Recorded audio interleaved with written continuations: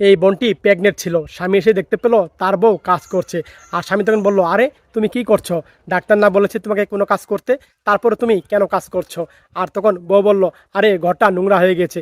আরে নোংরা হচ্ছে তাতে কি হয়েছে? নোংরা হয়ে যাক, যাও তুমি রেস্ট করো, যাও তোমার কাজ আমি করে দিচ্ছি। এভাবেই কথা বলল।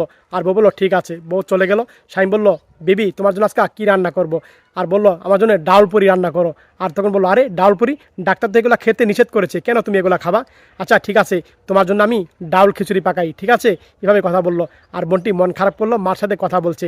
বলল, মা আমি খুব শান্তিতে আছি, আমার ছেলে সন্তানও ভালো আছে। এভাবে কথা বলল। আর তখন বললো, মা তোর দিকে খেয়াল রাখিস, মা চিন্তা করো না, তোমার জামাই আমাকে খুব সুখে রেখেছে, ভালো রেখেছে। আর তখন তার স্বামী ডাকলো। আর তখন বলল, মা তোমার জামাই এসেছে, পরে কথা বলবো। আর তখন বলল, স্বামী বলল, এই শোনো, অ্যাপয়েন্টমেন্ট দিয়েছি ডাক্তারকে, ডাক্তার দেখাতে হবে। আর তখন বউ বলল, আর হ্যাঁ যাবো, আমার ছেলে দরকার। এভাবেই কথা বলল। আর তখন তার কাছে বললো, আরে সমস্যা নেই, ছেলে হোক মেয়ে হোক, আমার যা হোক তাতেই আমি খুশি, তুমি কোনো চিন্তা করো না। এভাবেই কথা বলছে বউকে। আর বউ তখন স্বামীর কথা শুনে বলল যে, শোনো, আমার ভাগ্য খুবই ভালো, তোমার মতো একটা স্বামী পেয়েছি আমি, আমার কপাল অনেক ভালো।